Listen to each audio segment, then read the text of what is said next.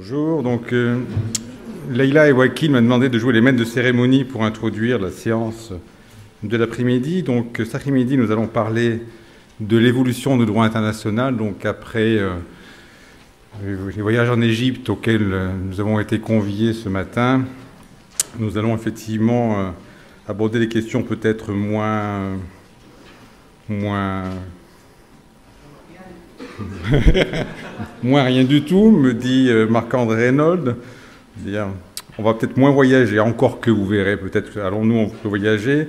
Donc, l'évolution du droit international. Donc, nous allons d'abord écouter Monsieur José Angelo Estrella Faria, donc, qui est le secrétaire général d'Unidroit. Donc, l'Unidroit est l'Institut pour l'unification du droit privé, dont le siège est à Rome. Et Unidroit gère surtout une convention, donc assure le secrétariat d'une convention importante en matière de biens culturels, qui est une convention adoptée le 24 juin 1995 à Rome, traitant du retour et de la restitution des biens culturels. Donc un texte clé sur lequel nous aurons un exposé. À la suite de cet exposé, donc Édouard Planche, donc Édouard qui est spécialiste de programme à l'UNESCO au sein de la division des objets culturels. Et donc Édouard assure notamment le suivi de la convention de 1970 sur la prévention du trafic illicite et le retour des biens culturels. Et donc, il assure également le suivi et le secrétariat, dirons-nous, d'un comité important, qui est le comité intergouvernemental pour la restitution et le retour des biens culturels à leur pays d'origine. Et c'est ce comité qui sert en quelque sorte de médiateur, de base, de plateforme de discussion entre les États lorsqu'ils sont en litige, notamment en litige sur des situations anciennes que ni la Convention UNESCO de 1970 ni la Convention Unidroit de 1995 ne peuvent régler, puisqu'il ne peut pas y avoir rétroactivité de ces textes-là. Il faut bien, dans ce cas-là, que les États se mettent autour d'une table pour discuter. Et donc, c'est le rôle de ce comité que de faciliter justement ces discussions entre les États sur des sujets dont on nous a dit ce matin qu'ils parfois pouvaient revêtir un tour passionné, voire passionnel. Et puis, nous enchaînerons après la pause, donc, avec une présentation de Benno Widmer, qui est chef du service du transfert international des biens culturels à l'Office fédéral de la culture, ici en Suisse. Et donc, Benno Widmer vous nous parlera des accords bilatéraux que la Suisse conclut avec des pays pour les questions d'exportation et d'importation des biens culturels. Et donc, il vous exposera cette politique très offensive et très novatrice de la Suisse en la matière. Donc, qui permet justement donc, de nouer du dialogue et de normer en quelque sorte, mais Benno nous en parlera plus longuement, la manière dont ces accords sont conçus. Et puis, nous enchaînerons avec une intervention de Karl Hanskin, qui est le chef du groupe Biens culturels à Interpol, donc Interpol qui est l'organisation internationale des polices, donc, dont le siège est à Lyon, et donc qui comprend un service spécialisé dans le trafic donc, des biens culturels et donc la manière dont finalement les services de police peuvent et doivent coopérer pour freiner ce trafic ou pour trouver des solutions lorsqu'il y a eu vol, pour rechercher des objets. Et puis, bien évidemment, moi je vous parlerai un peu avant Benno et entre ce que Édouard Planche vous exposera et ce que Benno Widmer vous exposera, je vous parlerai des spoliations coloniales et la manière dont finalement, je dirais que les musées européens se sont construits en partie de ces spoliations coloniales. Jean-Yves Marin vous a parlé ce matin des musées prédateurs, donc vous verrez, je vous expliquerai comment cette prédation s'est organisée, s'est même instituée, et puis comment finalement une réponse est apportée, une réponse, on va dire, préventive, pour justement couper le dialogue avec les musées avec les pays qui ont suivi ces prédations, donc le concept de musée universel. Donc j'essaierai de vous expliquer en quoi ce concept me semble assez néfaste. Mais je laisse la parole donc à Monsieur José Angelo Estrella Faria pour sa première intervention.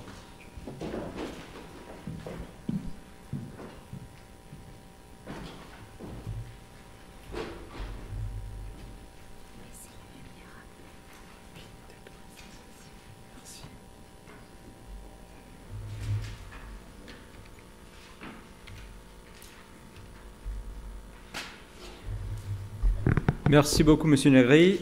Mesdames et Messieurs, bonjour. Je tiens tout d'abord à remercier l'Association culturelle Égypte-Suisse, le Musée d'art d'histoire et l'Université de Genève de l'invitation à participer dans cet important symposium et je les félicite pour cette initiative si importante. Je tiens à vous présenter les travaux d'Unidroit dans le domaine de la restitution de biens culturels volés ou exportés illicitement. Avant que je ne le fasse, permettez-moi que je dise quelques mots sur l'organisation que je représente. Unidroit, l'Institut international pour l'unification du droit privé, est, comme dit son nom, une organisation internationale qui s'occupe de l'harmonisation et l'unification du droit privé, c'est-à-dire qui facilite la négociation entre différents États de règles uniformes pour qu'ils adoptent un seul droit ou un droit largement harmonisé dans des domaines spécifiques. Peut-être qu'Unidroit est lui-même un objet présentant un intérêt archéologique, voire même paléontologique particulier, puisqu'Unidroit est, avec l'Organisation internationale du travail, tout ce qui reste de la Société des Nations. Unidroit a été créé en 1926 comme organe subsidiaire de la Société des Nations. Il existe toujours comme organisation internationale indépendante sur la base d'un traité auquel aujourd'hui 63 États ont accédé. Les États membres d'Unidroit sont en majorité des États de l'Europe, mais nous avons aussi une composition internationale avec tous les pays les plus importants des différents continents du monde. Permettez-moi aussi, avant de présenter notre travail, de faire quelques précisions de terminologie.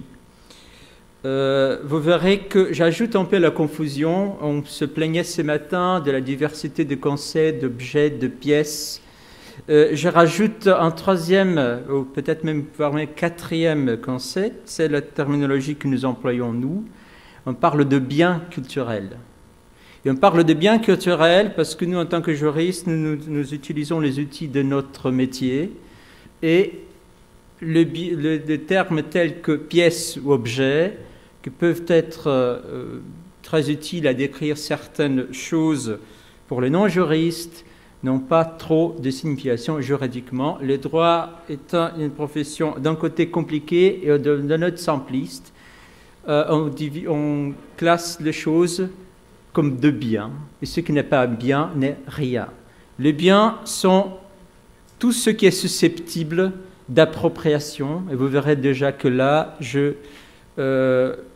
indique que la notion de patrimoine telle que connue par un juriste n'est pas la même notion de patrimoine de laquelle on parlait ce matin.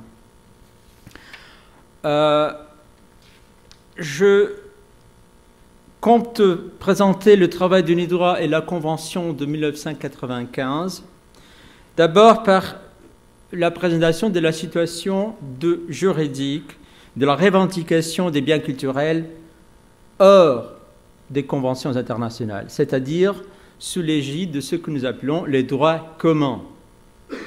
Partons du principe qu'aucune convention n'existe, qu'aucun traité n'existe. Comment peut-on obtenir la restitution d'un bien culturel volé ou exporté illicitement d'un pays à l'autre? Et là, le premier aspect important, quand nous parlons de patrimoine, je ne sais pas combien de vous, parmi vous, sont des juristes. Les juristes ici présents voudront, j'espère, m'excuser mes observations peut-être un peu prosaïques de certains concepts juridiques de base. Mais quand nous parlons de patrimoine, nous nous référons à ce qui est susceptible d'être objet de propriété de quelqu'un. Quelque chose qui n'est pas susceptible d'être propriété n'est pas juridiquement un patrimoine. Donc notre approche est un peu différente. C'est important parce que, à la fin, mettant de côté les considérations politiques, déontologiques, historiques, c'est le droit qui va vous donner les outils pratiques pour obtenir la revendication, oui ou non. Et en droit, nous travaillons avec les catégories reconnues par les droits, et telle est la notion de patrimoine. Donc, patrimoine, c'est un ensemble de biens. Comment obtenir la revendication de biens? M. Arditi ce matin décrivait une situation juridique imaginaire pour laquelle il proposait deux solutions assez intéressantes. Il y a un objet qui est dans un pays X depuis 200 ans. On peut décider que puisqu'il y est depuis 200 ans, il doit y rester. Ou on peut peut-être décider que puisqu'il y était déjà 200 ans, c'est l'heure de bouger et de le porter à quelque autre part. C'est un raisonnement assez intéressant. Malheureusement, le droit n'est pas si créatif, il est un peu cruel. Et la solution que le droit devrait donner à cette situation serait probablement assez différente de celle qu'on pourrait imaginer que serait la solution idéale. Alors, voyons les deux cas de figure, propriété volée, propriété exportée illicitement hors d'une convention internationale quelconque.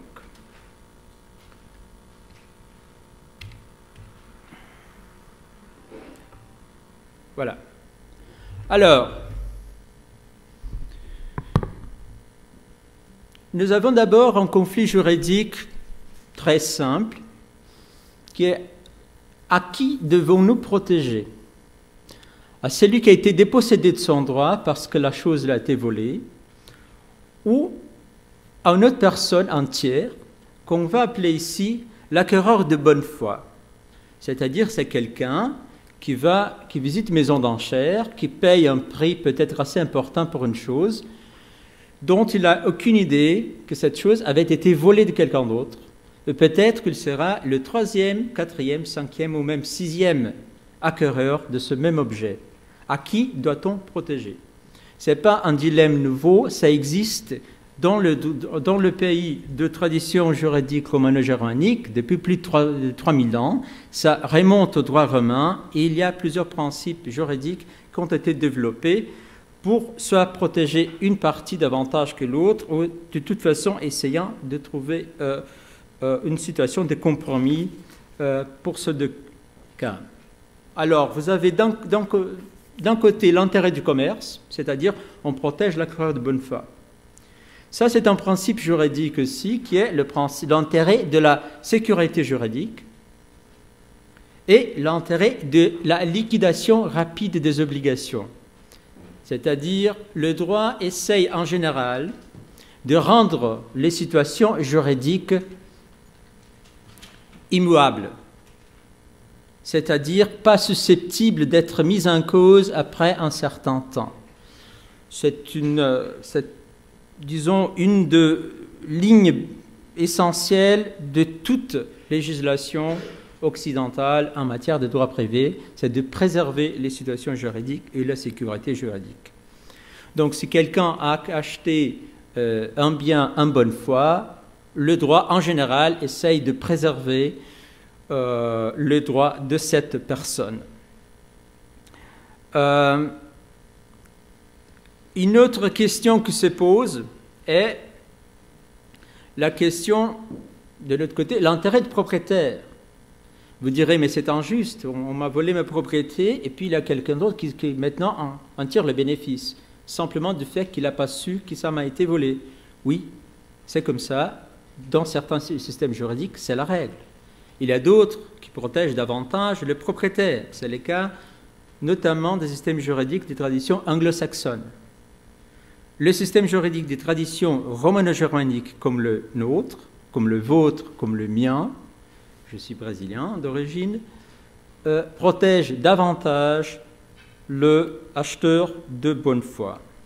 Et on cite cette jolie formule du Code Napoléon, élégante et courte comme la plupart des dispositions du Code Napoléon. La possession vaut titre. En fait de meuble, la possession vaut titre. C'est-à-dire, c'est celui qui possède un bien mobilier corporel est présumé en avoir le titre, c'est-à-dire, il est présumé en être le propriétaire légitime. Donc, même s'il y a une possibilité de revendication de la propriété, par exemple parce que je sais que l'acheteur actuel, le possesseur actuel, n'était pas de bonne foi, il aurait dû savoir que le bien même avait été volé. La question se pose, dans quel délai peux-je revendiquer le bien. Et là aussi, la durée du délai reflète un choix de politique juridique du législateur. Quelle partie veut-il protéger davantage? Plus long le délai, plus on protège le propriétaire, plus court le délai, plus on protège le possédeur actuel. Alors, en déterminant le moment ou la durée de ce délai, on peut aussi choisir différents moments. Et selon le moment qu'on choisit pour définir le point de départ du délai de revendication, on protège une partie plutôt que l'autre.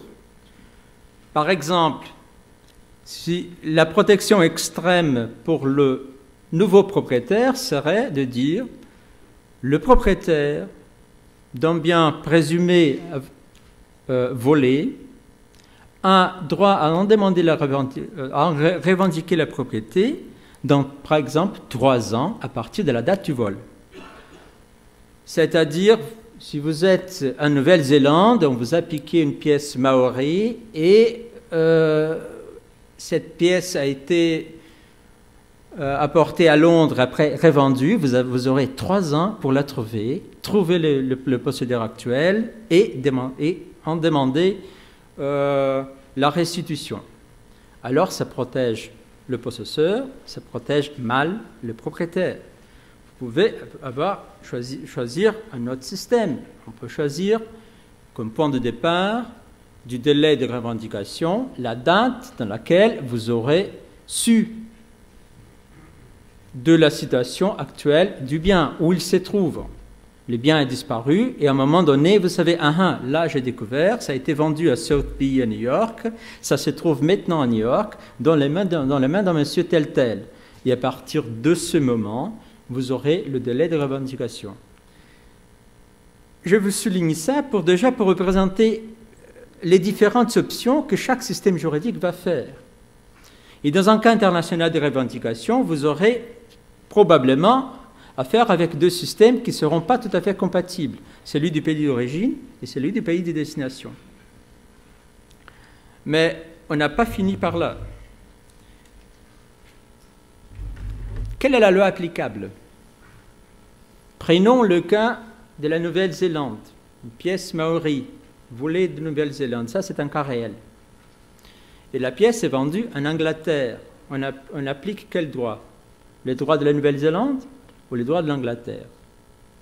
Et chaque pays, et ça, c'est peut-être un des désastres du droit s'il n'était pas une cause de grande joie pour les avocats qui en profitent beaucoup de la confusion des différents systèmes juridiques.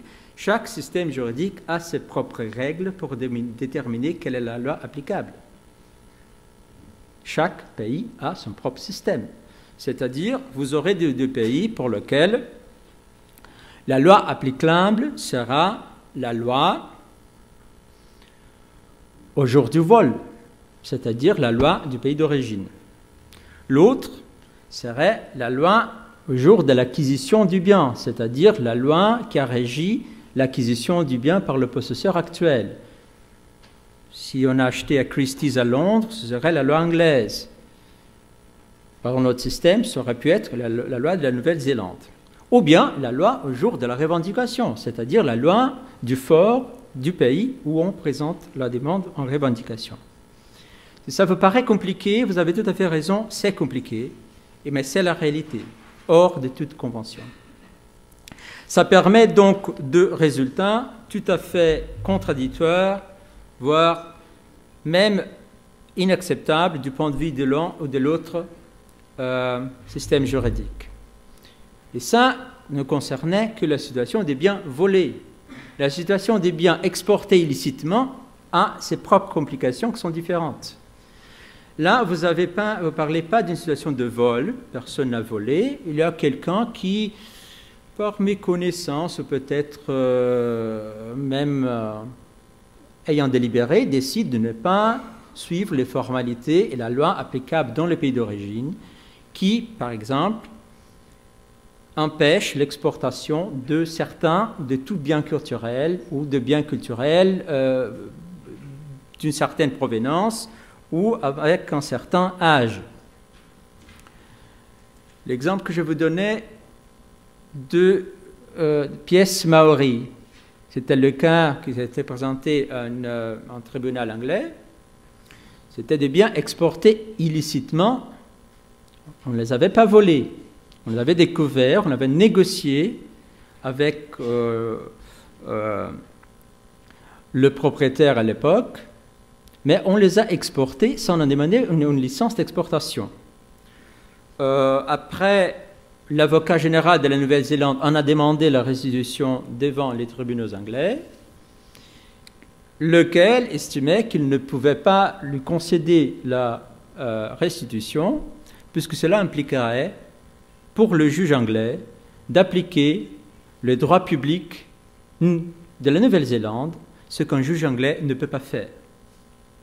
Parce que, et ça c'est aussi un de nos jolis principes juridiques auxquels nous tenons depuis très longtemps, chaque pays a son propre droit administratif, a son propre droit public, exerce sa souveraineté dans son territoire, mais rien ne le permet d'exercer sa souveraineté dans le territoire d'un autre pays, et rien n'empêche ni permet un juge de notre pays d'appliquer le droit public dans notre État.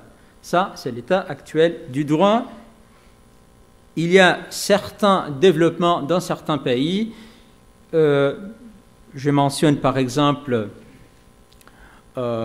la loi suisse actuelle qui n'empêche plus aux juges suisses d'appliquer le droit public étranger. Mais ça, c'est une évolution relativement récente qui n'est pas encore admise dans une bonne partie des pays du monde. Alors, ça vous donne une idée de la complication actuelle du problème. Je pourrais citer plusieurs cas.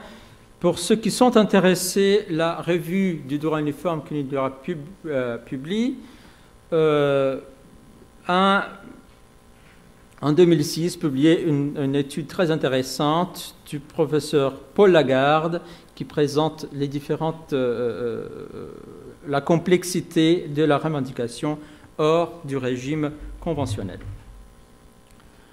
Alors voilà pourquoi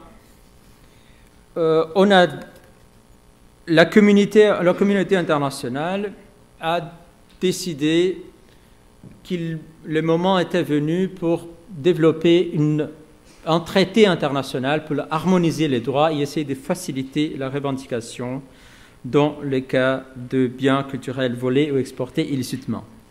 Le résultat a été la Convention d'UNIDROIT sur les biens culturels volés ou illicitement exportés, adoptée en 1995, et qui, à l'origine, qui doit son origine à une invitation de l'UNESCO, qui propose à UNIDROIT, dans son domaine particulier d'expertise, c'est-à-dire le droit privé, de formuler des règles qui seraient, dans un certain sens, complémentaires à la Convention UNESCO de 1970. Pourquoi complémentaires? Parce que la Convention de 1970 est une convention de coopération internationale, essentiellement. On peut la définir comme ça. C'est une convention qui, d'un côté, par laquelle, d'un côté, les États contractants s'engagent à adopter une législation de mesures destinées à la protection des biens culturels dans leur territoire, les engagent aussi à coopérer les uns avec les autres dans les cas de export illicite des biens culturels, mais n'est pas une convention auto-applicable ou directement exécutoire de façon à permettre aux propriétaires d'un bien volé d'obtenir dans un tribunal étranger la restitution du bien volé. La Convention UNESCO est une convention qui met en marche un mécanisme interétatique de coopération par les voies diplomatiques et consulaires, mais n'est pas une convention qui permet à une partie privée d'obtenir une ordre de restitution d'un tribunal étranger. Donc voilà, d'un côté, l'utilité de la Convention du droit comme moyen supplémentaire de la Convention de 70. Je vous ai expliqué les complexités du droit commun. Donc voilà l'autre raison pourquoi on se disait qu'il était utile de développer un cadre commun pour faciliter la restitution des biens culturels. Elle est le fruit exemplaire d'une coopération entre organisations internationales, UNESCO et UNDROIT. C'est un partenariat qui continue jusqu'à toujours, jusqu'à aujourd'hui, et nous sommes en train maintenant de travailler sur des dispositions législatives type pour faciliter la mise en œuvre de cette convention et même son opération dans les cas où un pays de destination n'est pas ratifié, par exemple la Convention du droit. La plus grande ambition, évidemment, est d'offrir des outils de droit privé dans la lutte contre l'illicite, c'est-à-dire contre le vol et l'exportation illicite. Elle représente un texte constructif dans la mesure où elle crée des moyens concrets, accessibles aux parties. Et son champ d'application sont les demandes à caractère international pour restitution des biens culturels volés. Alors, on définit les biens culturels d'une façon tout à fait semblable, sinon identique à celle de la Convention UNESCO de 70, généralement par les biens qu'à titre religieux ou profane revêtent une importance pour l'archéologie, l'histoire, la littérature, l'art ou la science, et appartenant à des catégories qui sont mentionnées dans un annexe de la Convention et qui sont ces catégories extraits presque littéralement de la Convention UNESCO de 70. Quel est le grand principe de la Convention UNESCO? D'abord, que le possesseur d'un bien culturel volé doit le restituer. Vous me direz, mais c'est évident, mais c'est même élémentaire que quelqu'un qui possède quelque chose volé doit le restituer. C'est peut-être moralement élémentaire, ce n'est pas juridiquement du tout élémentaire. En fait, c'est même contraire à la règle existante dans plusieurs systèmes juridiques actuels, qui n'imposent aucune obligation au possesseur d'un bien volé à le restituer. Donc c'était déjà un pas important de l'avant dans ce domaine. Elle établit aussi des délais pour agir, mais elle essaye d'atténuer l'impact négatif de la Convention sur le possesseur de bonne foi en prévoyant que la personne, l'acheteur de bonne foi, a le droit à une compensation, à une indemnité équitable selon la valeur du bien. Donc, vous voyez, c'est toujours dans ce domaine cette tension entre quel intérêt on protège, celui du propriétaire, celui de l'acheteur de bonne foi. Et là, on a trouvé cet équilibre, c'est-à-dire droit de restitution accompagné d'un droit à être indemnisé si on était vraiment de bonne foi. Qu'est-ce qu'un acheteur de bonne foi? Et là aussi, on a entendu de M. Arditi ce matin les références aux différents facteurs de l'équation sur la base de laquelle on déciderait de la restitution ou non dans certains biens. Là, vous verrez ici plusieurs éléments de cette équation. C'est-à-dire que l'acheteur de bonne foi, pour déterminer si quelqu'un était de bonne foi, il faut, par exemple, prendre en considération la qualité de partie. S'agissait-il d'un expert, d'un musée, d'un marchand, ou bien d'un homme quelconque, peut-être qu'avec un certain intérêt pour l'art ou l'histoire, mais pas un vrai expert, donc pas quelqu'un qui serait censé, en voyant l'objet, de soupçonner immédiatement, là, probablement, c'est quelque chose qui n'aurait pas dû être offerte ici dans ce marché parce que c'est évidemment une petite statuette grecque qui certainement on n'aurait pas pu exporter de la Grèce aujourd'hui. Vous voyez, on n'aura pas la même réponse de toutes les personnes selon les différentes situations. Le prix payé, c'est aussi un caractère, c'est aussi un élément à prendre en considération. Est-ce qu'on a consulté le registre relatif aux biens culturels volés qui soit accessible? Si on ne l'a pas consulté, si on était un expert, un marchand, alors probablement la personne n'était pas de bonne foi parce que la personne était censée, un professionnel aujourd'hui est censé consulter certains registres. Alors, pour les biens culturels illicitement exportés, quel est le principe? Le principe est que, là aussi, il y a un devoir de restitution, donc, ou bien le pays d'origine a droit à en demander la restitution si le bien a été exporté illicitement. On pourrait dire, là aussi, encore une fois, mais c'est élémentaire, si on a violé la loi du pays d'origine, ce pays doit avoir le droit à en demander la restitution. Peut-être, ça nous semblerait moralement élémentaire, politiquement élémentaire, ce n'est pas juridiquement élémentaire, comme je venais de dire. Et la Convention du droit reconnaît ces droits. Il y a plusieurs cas récents où la question se posait aussi. Un cas récent, c'était le cas de Mexique, et là, la réponse du tribunal américain était favorable. C'était une demande de revendication présentée aux États-Unis par l'État mexicain du fait qu'un bien avait été exporté illicitement du Mexique, et l'État mexicain se déclarait propriétaire du bien.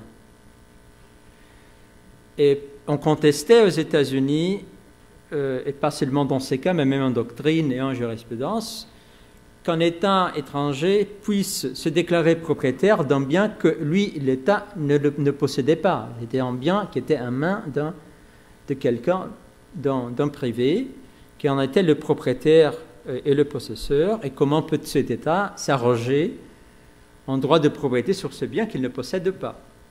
Dans ces cas-là, le tribunal américain a finalement reconnu que oui, l'État mexicain avait le droit de déclarer, selon sa loi, quelle était l'étendue de sa propriété sur les biens culturels, et si la loi mexicaine déclarait l'État mexicain propriétaire de ces biens, il avait le droit à en demander la revendication. Ça, c'est une chose qui était faite hors de la Convention des droits, mais c'est une réponse favorable à la restitution qui ne serait pas forcément donnée par plusieurs tribunaux de plusieurs pays du monde, pour qui la réponse naturelle serait exactement l'opposé. Ce serait de dire, nous n'appliquons pas les droits publics étrangers, donc nous ne pouvons pas vous concéder la restitution de ce bien. Donc là aussi, un pas de l'avant évident fait par la Convention d'Unidroit. Quelques mots avant de finir sur les biens archéologiques, parce que là aussi, la Convention d'Unidroit essaye de créer un peu plus de clarté dans un domaine un peu complexe. Elle admet aussi la restitution des objets issus des fouilles illicites. On en a parlé ce matin. C'est une chose qui, maintenant, dans la Convention d'Unidroit, est expressément reconnue, ainsi que le droit de l'État à en demander la restitution.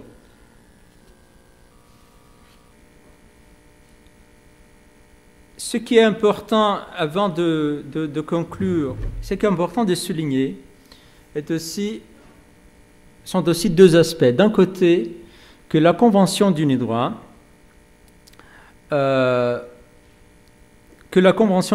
n'est pas rétroactive.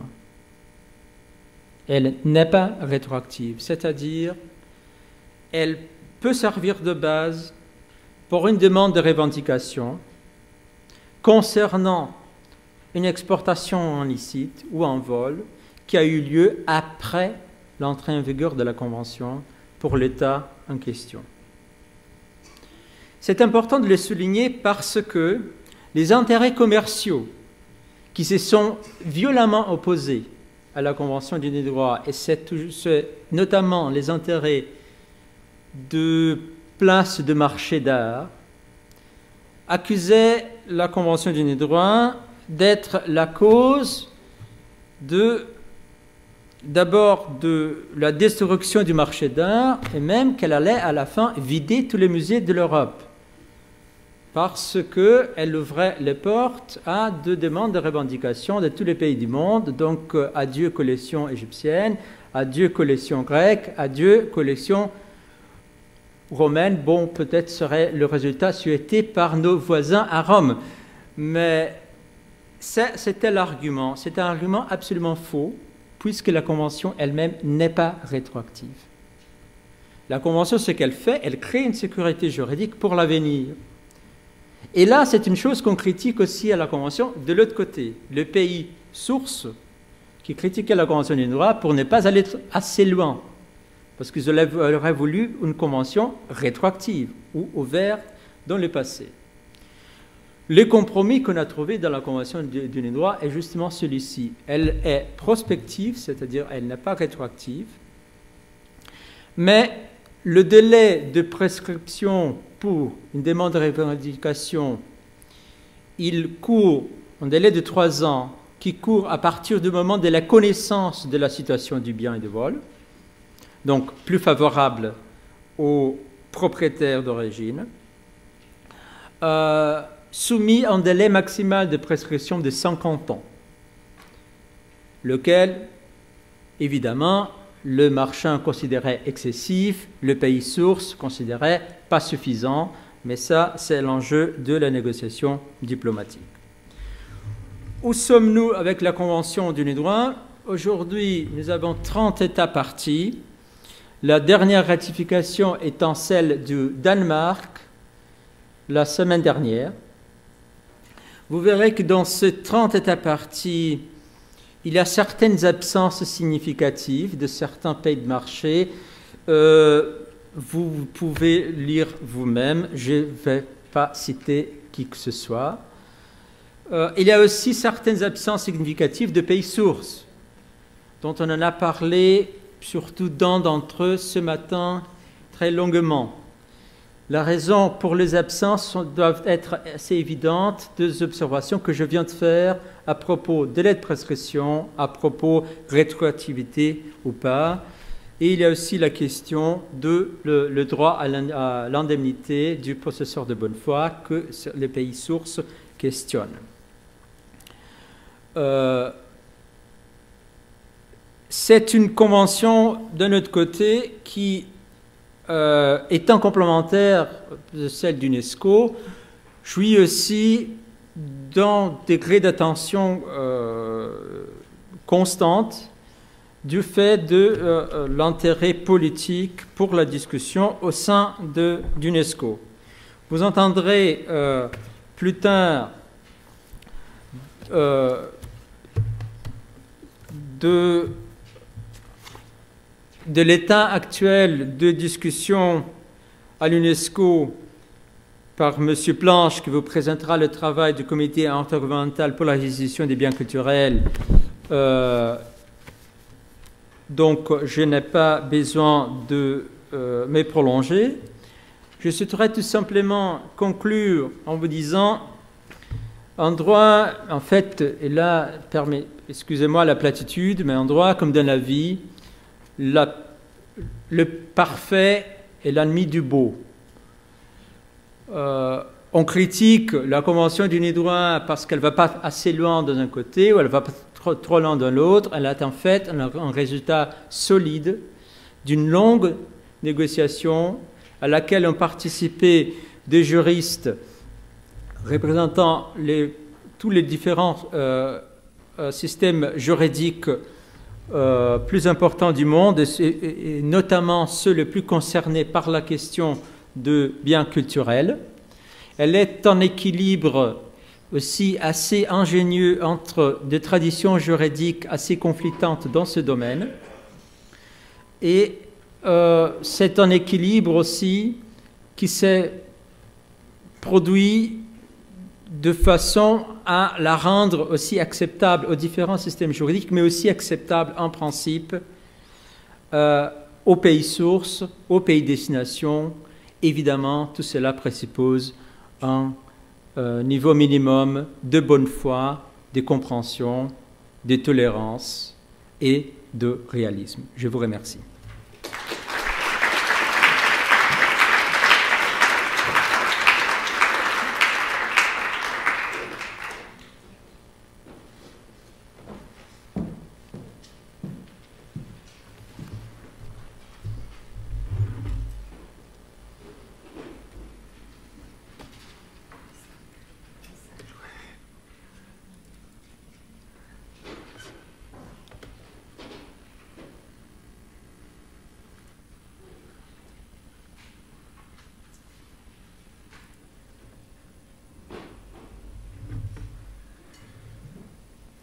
Bonjour ou rebonjour à tous. Merci à l'Université de Genève, au Musée d'Art et d'Histoire, professeur Marc-André Reynold, de nous accueillir aujourd'hui, d'avoir organisé ce colloque. La coopération avec la Suisse est pour nous très importante à l'UNESCO, elle est grandissante. J'en profite pour saluer mes collègues de l'Office fédéral de la culture dont le soutien nous est indispensable depuis ces dernières années. Et j'espère que c'est un soutien qui continuera de s'accroître.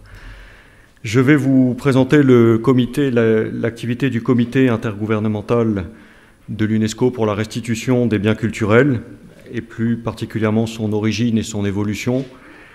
Et pour cela, je vais devoir un petit peu remonter dans le temps, parce que retracer l'histoire du comité, c'est aussi retracer l'histoire de la revendication des biens culturels.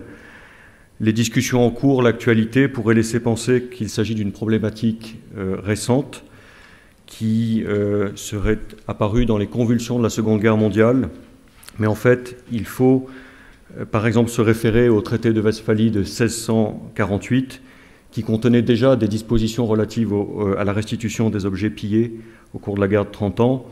On peut se référer à la Convention de La Haye de 1907 sur les lois et coutumes de guerre, au traité de Saint-Germain de 1919, de Trianon de 1921 ou encore de Riga de la même année, qui ont été signés après la Première Guerre mondiale et qui contiennent tous des dispositions en matière de restitution de biens culturels.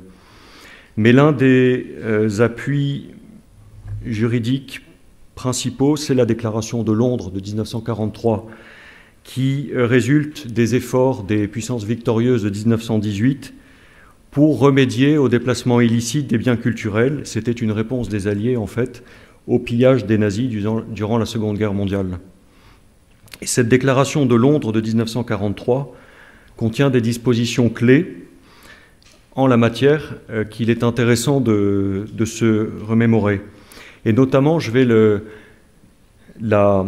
vous les citer, la disposition de ne pas donner suite aux méthodes d'expropriation qui ont été pratiquées par les gouvernements adverses, de conserver le droit de déclarer non valable tout transfert ou transaction relatif à la propriété, aux droits et intérêts de quelque nature qu'ils soient, où qu'ils se trouvent, c'est-à-dire dans un territoire sous occupation directe ou indirecte, et qui appartiennent à des personnes physiques ou morales qui résidaient sur ces territoires.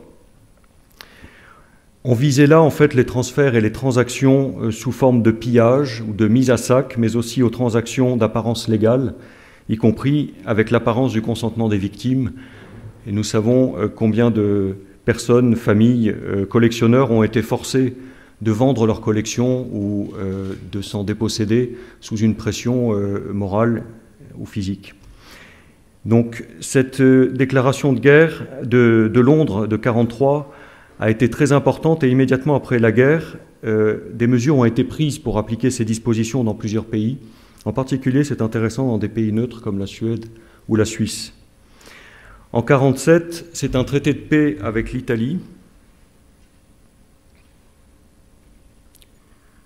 qui qui est signé et qui demande que soient rendus des objets d'art et objets religieux, archives, objets historiques qui appartenaient à l'Éthiopie et à ses ressortissants. Mais il a fallu 68 ans pour que ce traité soit appliqué et produise ses pleins effets, donnant lieu, vous le voyez sur l'écran, au retour spectaculaire de l'obélisque d'Axum en 2007, sous les auspices de l'UNESCO. C'est un projet qui a donné lieu, au-delà de l'application des clauses du traité, à toute une coopération scientifique internationale qui a nécessité des moyens techniques assez intéressants, et en particulier pour la petite histoire, définir le moyen de transport d'un tel monument qui fait plusieurs tonnes et qui mesure 40 mètres de haut, je crois. Il a fallu le découper en 3 morceaux, alors qu'il était arrivé en un seul bloc à Rome. Et bien là, il a fallu le découper et le charger dans un Tupolev, qui était le seul avion capable de transporter des blocs pareils. Et il a également fallu effectuer toute une campagne de fouilles archéologiques en Éthiopie pour réinstaller cet obélisque. Le sous-sol était fragilisé. Et donc la réinstallation a commencé en 2007 et l'inauguration en 2008. Donc voilà, près de 70 ans après la fin de la Seconde Guerre mondiale, un des résultats d'un traité de restitution de biens culturels. Des traités de restitution après la guerre, il y en a eu d'autres, comme celui conclu notamment avec le Japon, ou entre le Japon et la Corée. C'est un traité qui liste de façon très précise ce que le Japon rend à la Corée. Pour les Japonais, ce traité met un terme aux discussions entre les deux parties. Pour les Coréens, il en va autrement. Et les Coréens continuent à l'heure actuelle à ouvrir la discussion et à contester que ce traité règle tous les cas de déplacement de biens culturels. Et on voit donc que tous ces événements qui concernent le retour des biens culturels et qui ont eu lieu durant et après la Seconde Guerre mondiale ont finalement conduit à une formalisation juridique, à une sorte d'institutionnalisation du retour des biens culturels. Et ça a constitué un précédent intéressant pour la résolution des cas difficiles de biens culturels, et ça constitue en fait toujours, à l'heure actuelle, une source d'inspiration pour le droit international contemporain. C'est une déclaration, la déclaration de Londres et les traités de paix qui sont intervenus dans la foulée, qui ont en particulier influencé par exemple la Convention de La Haye de 1954 pour la protection des biens culturels en cas de conflit armé. On en a parlé, on l'a cité ce matin, qui est une convention dont l'UNESCO a la responsabilité. Mais on retrouve également de l'inspiration de la Déclaration de Londres dans la Convention de l'UNESCO de 1970 concernant les mesures à prendre pour interdire et empêcher l'importation, l'exportation et le transfert de propriété illicite des biens culturels. C'est un traité, comme vous le disiez, M. Faria, qui est un traité cadre de coopération internationale qui a des insuffisances qui ont été compensées, qui sont compensées par la Convention d'Unidroit, mais c'est le premier traité en la matière qui s'intéresse à la lutte contre le trafic illicite et au règlement de la question du retour des biens culturels en temps de paix. Donc c'est un pas pour la communauté internationale qui est fondamental.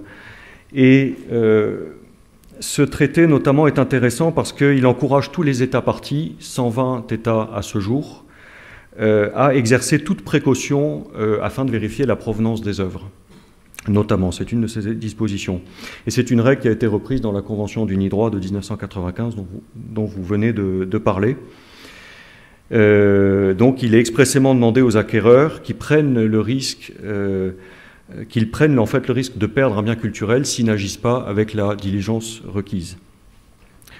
Je vais continuer ma progression chronologique et passer par un petit examen de la situation dans les États colonisés, toutes ces étapes en fait pour arriver à la constitution du comité de l'UNESCO.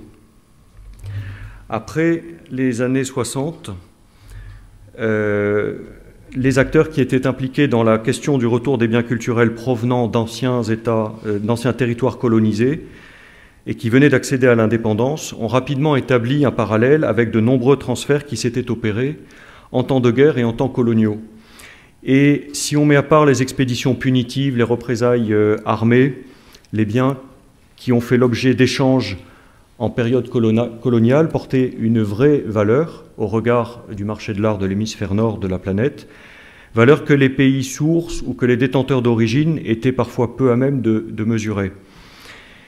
Et cela rendait quelque peu suspect, dans certains cas, la licéité des transferts de biens qui s'étaient opérés en période coloniale, tout comme pouvait être aussi suspecté la licéité des cadeaux qui avaient été faits au temps où certaines puissances occupaient d'autres pays. Et c'est ainsi que les États nouvellement indépendants ont montré leur souhait de récupérer des parts importantes de leur patrimoine culturel, dont plusieurs pièces représentatives ou moins représentatives avaient été transférées dans les anciens États colonisateurs. Et en même temps, ces États nouvellement indépendants se sont montrés assez soucieux de l'hémorragie de patrimoine qui se poursuivait du fait des pilleurs et des chasseurs de trésors, pilleurs et chasseurs de trésors souvent aussi issus de la population locale, et qui, du coup, n'avaient pas les ressources pour mettre un terme à cette hémorragie de biens culturels. Donc face à cette situation, il y a un renversement d'attitude qui s'est opéré, et les anciens États coloniaux, sous la pression de la communauté internationale et de l'UNESCO, se sont montrés prêts à coopérer, avec réticence, il est vrai, au début, mais la question de la perte du patrimoine en temps de paix a donc été quand même portée au niveau international, et le travail de l'UNESCO a démarré au cours des années 60 et a abouti en 70 à la rédaction de la Convention que je viens de citer. Mais dans le projet préliminaire de 69, il y avait par exemple une disposition qui aurait obligé les États parties à reconnaître le droit de propriété d'un État ou de ses nationaux acquis avant l'entrée en vigueur de la Convention à l'égard de l'État concerné. Et c'est une disposition qui avait été proposée par la Chine, mais qui a été retirée finalement, parce que le comité spécial d'experts qui travaillait sur la préparation de la Convention de 70 au motif que la Convention ne pouvait pas être rétroactive, donc a retiré cette disposition qui était très sensible. Donc le principe est que ces conventions ne sont pas rétroactives. D'ailleurs, les États détenteurs de biens culturels, sous-entendu les anciens États coloniaux, avaient clairement annoncé qu'ils seraient dans l'incapacité d'adhérer à un traité international qui contiendrait une disposition relative à la rétroactivité. Et ce sont des craintes qui sont toujours manifestées lorsque des projets, en particulier à l'UNESCO ou dans d'autres enceintes des Nations Unies, ressurgissent de nouveaux traités internationaux ou de clauses internationales très contraignantes qui permettraient la restitution d'un patrimoine, notamment archéologique, sans limite dans le temps, donc avec rétroactivité, et on s'aperçoit que ça déclenche des résistances et des débats très vifs. Aux Nations Unies, c'est la conférence des chefs d'État des non-alignés qui a inscrit le débat de la restitution des biens culturels à l'ordre du jour en 1973. Et l'Assemblée générale des Nations Unies a adopté une série de résolutions, notamment la résolution 3187, qui est assez pionnière, assez intéressante. Elle s'appelait « Restitution d'œuvres d'art aux pays victimes d'expropriation ». Et elle se référait dans son préambule à la déclaration sur l'octroi de l'indépendance aux pays et peuples coloniaux, disant que les transferts massifs et presque gratuits d'objets d'art d'un pays à un autre, souvent du fait de l'occupation coloniale ou étrangère, étaient dénoncés. Elle précisait aussi que la restitution de telles pièces constituerait une sorte de compensation ou de réparation pour les dommages subis du fait de ces transferts de biens. En même temps, les États en développement, donc, qui avaient été à la source de l'adoption de cette résolution, les Nations Unies, étaient préoccupés. Là, on voyait les prémices de la préservation de leurs valeurs culturelles traditionnelles. Et je pense que l'un des aboutissements, c'est aussi la Convention de 2003 sur le patrimoine culturel immatériel qui complète l'arsenal juridique de protection du patrimoine des pays. Le souci était aussi de renforcer la coopération internationale en matière de restitution de biens culturels. Donc cette résolution adoptée par l'Assemblée générale des Nations Unies en 1973 a encouragé en fait les États à demander le retour de pièces importantes de leur patrimoine. La résolution parlait même de restitution prompte et gratuite. L'UNESCO a commencé sur la base de cette résolution de 1973, la conférence générale de l'UNESCO à sa 18e session en 1974, donc assez rapidement, après avoir adopté la Convention de 70, continue à travailler et adopte une résolution qui invite le directeur général à apporter la contribution de l'organisation au travail de restitution des biens culturels. Donc l'agence, en vertu de son mandat en matière de protection du patrimoine, en matière de culture, intervenait et elle était appelée à définir les méthodes les plus appropriées, y compris l'échange sur la base de prêts à long terme, la promotion d'accords bilatéraux, etc., pour donner corps à cette demande. La résolution adoptée par la Conférence générale de l'UNESCO citait également la déclaration de Londres qui permettait de déclarer non valables, nulles et non avenues certaines transactions, et elle relevait que divers traités de paix et armistices qui ont suivi la Seconde Guerre mondiale contenaient des dispositions intéressantes pour le retour des biens culturels transférés. Quant à la résolution, et j'en viens petit à petit à la constitution du comité de l'UNESCO, la résolution de l'Assemblée générale des Nations unies de 1975, elle se réfère expressément au comité d'experts de l'UNESCO pour qu'il se penche sur la question du retour des biens culturels, au-delà donc du cadre normatif qui avait déjà été défini en 1970. Et ce comité, qui s'est réuni en 1976, parle de retour et restitution de biens culturels, en se référant à des biens perdus du fait d'une occupation étrangère ou coloniale ou du fait du trafic illicite avant l'adoption de la Convention de 1970. Donc on revenait dans le champ de la non-rétroactivité. Et on a mentionné là la nécessité pour certains pays de constituer des collections représentatives, on en parlait ce matin, d'un certain nombre de pièces qui sont fondamentales pour la culture du pays, pour l'identité d'un peuple. Là, le comité de l'UNESCO parle de pièces de constitution de collections représentatives lorsqu'elles n'existent pas du fait de la privation des constituants historiques ou ethnographiques de l'histoire d'un pays.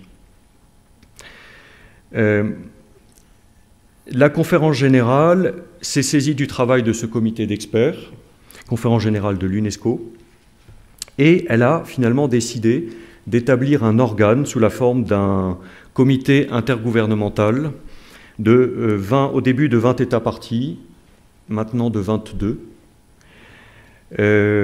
C'est un comité donc, qui a été formellement mis en place en 1978 à l'UNESCO. Peut-être un petit regret aujourd'hui, c'est qu'à l'origine, il avait été décidé que ce comité serait constitué d'experts qui auraient été nommés en vertu de leur capacité personnelle.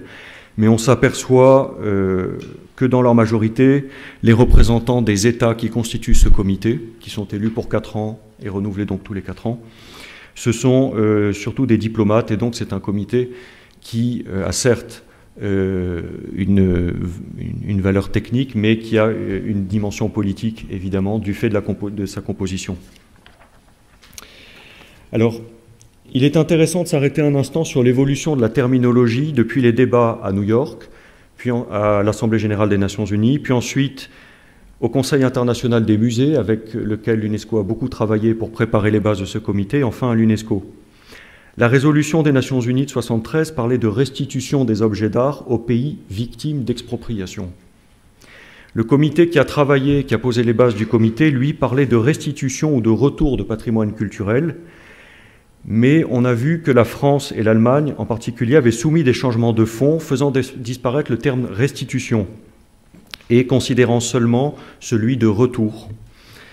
Mais finalement, après un travail auquel ont participé 22 États membres, il y a eu un nouveau projet qui a été soumis par l'Amérique latine, et le texte de compromis a abouti à doter le comité de ce nom incroyablement long, qui est le comité intergouvernemental pour la promotion du retour de biens culturels à leur pays d'origine ou de leur restitution en cas d'appropriation illégale. Donc le terme clé de restitution est revenu officiellement. Il revêt une connotation délictuelle, et donc il est de nouveau réutilisé.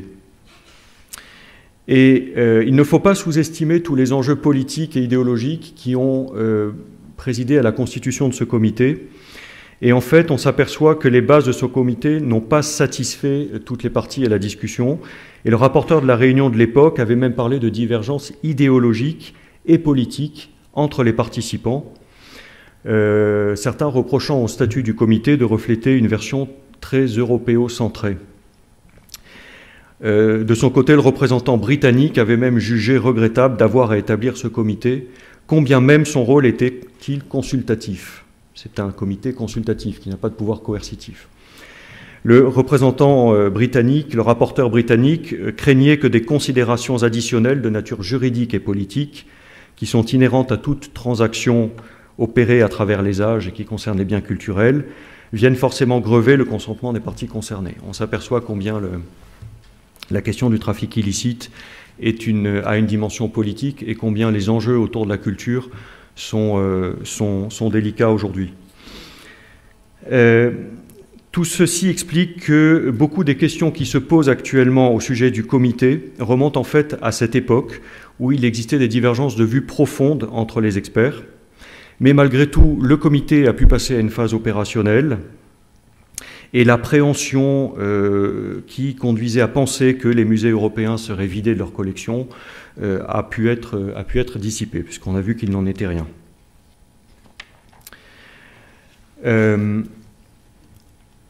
Je pourrais peut-être aussi vous citer le délégué du Nigeria en 1978 qui, lui, avait des réserves sur l'emploi du mot « illicite » quand le comité a été mis en place, disant que ça aurait pu entraîner une incertitude, une ambiguïté sur le rôle que serait amené à jouer le comité, qui est un rôle de conciliation et qui n'est pas un rôle de tribunal. Le comité s'intéresse plus à des enjeux moraux et éthiques et à faciliter donc le retour des biens culturels, mais il n'est pas là pour appliquer des règles juridiques contraignantes. Dans la même période, c'est un appel intéressant que le directeur général de l'UNESCO de l'époque lance, M. Amadou Matambo, le 7 juin 1978, lance un appel qui est l'appel pour le retour à ceux qui l'ont créé d'un patrimoine culturel irremplaçable. C'est un appel qui a été lancé sous l'impulsion de la création du comité et des travaux qui avaient été menés notamment par les experts à Venise en 1976. Cet appel, je vous invite à le relire, il se trouve sur notre site internet, bien entendu, et il est toujours d'une actualité très forte. Vous le voyez, je vous ai mis un extrait, c'est un appel qui fait 2 pages et demie, mais voilà un des paragraphes qui se trouve dans cet appel. Et il est intéressant parce qu'il couvre un certain nombre de cas de demande de restitution qui ne sont pas forcément couverts par les conventions. Donc ces développements, c'est-à-dire l'établissement du comité afin du traité du retour des biens culturels et cet appel du directeur général, sont importants dans la mesure où tous deux s'appliquent aux biens culturels retirés au cours d'hostilités ou en temps coloniaux et hors du cadre de la Convention de 1970. C'est-à-dire que le comité est une instance intergouvernementale de discussion, de négociation, de conciliation, afin de permettre, de faciliter des pièces d'importance culturelle significative pour les pays qui le souhaitent. C'était une façon de remédier à ce problème de non-rétroactivité des traités internationaux. Le comité se réunit en mai 1980 pour la première fois à Paris.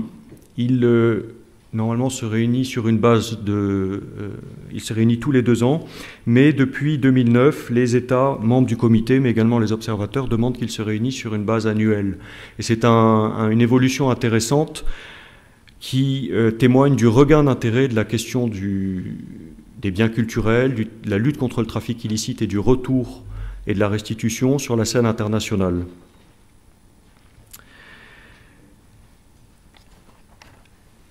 Le comité a maintenant tenu 16 sessions, la 17e aura lieu en juin de cette année, et son rapport est toujours une source d'informations assez intéressante sur l'état du trafic dans le monde, la mise en œuvre des politiques au niveau national, C'est également un comité qui rend compte de l'état d'application des conventions de 70 et d'Unidroit, parce que la convention de 70, par exemple, n'a pas de comité de suivi, n'a pas d'assemblée générale des États parties. Du coup, la mise en œuvre de son application et son application sont suivies à travers les travaux du comité. C'est un comité donc qui, pendant ces 3 premières sessions, s'est concentré sur la préparation d'un formulaire permettant aux États de présenter des demandes à l'UNESCO pour la restitution des biens culturels. Et puis, à travers ce formulaire, petit à petit, sont arrivés des cas ont été présentés devant le comité par des États. Je vais vous en donner plusieurs exemples. Donc, l'un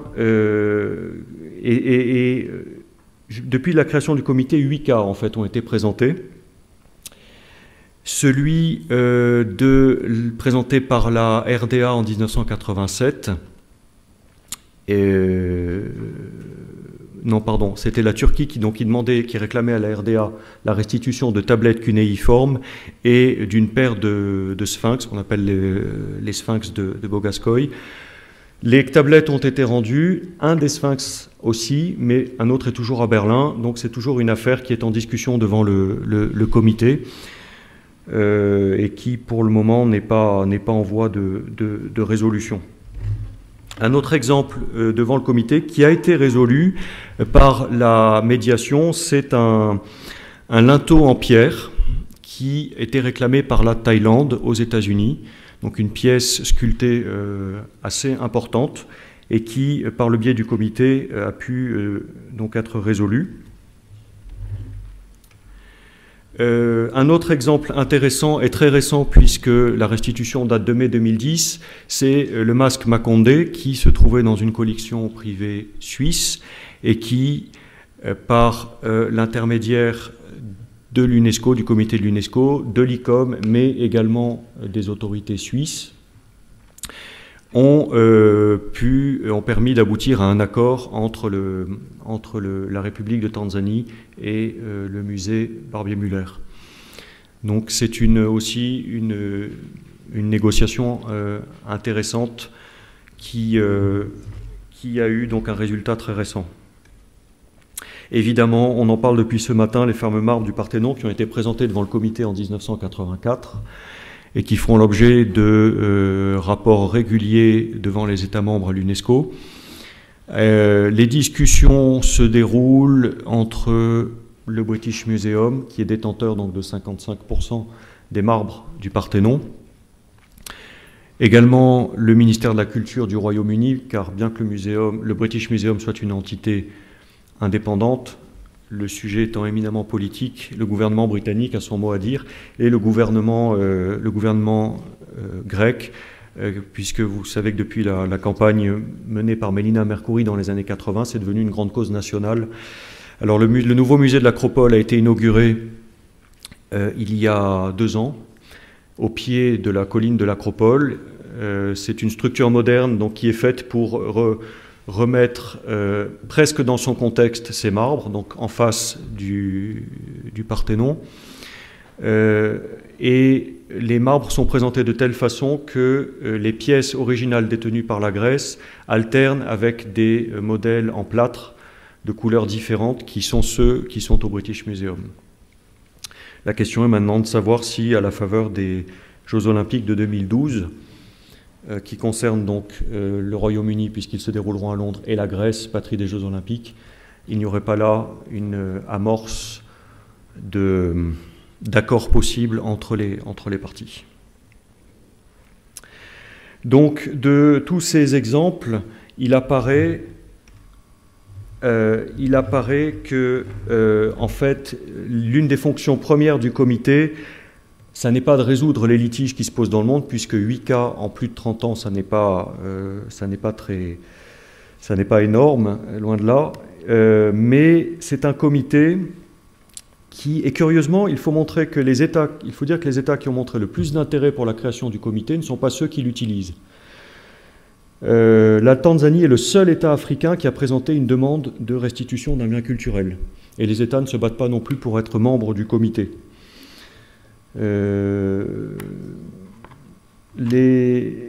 pour les États européens, seule la Grèce a présenté une demande de restitution.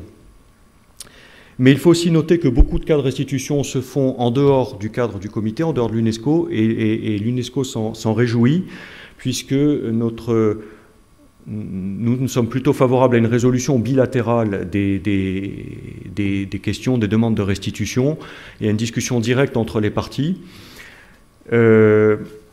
Donc les réalisations du comité se situent davantage sur la promotion, une influence d'abord, un changement d'éthique, une influence sur les mentalités au niveau des musées du monde, du marché de l'art et même des États.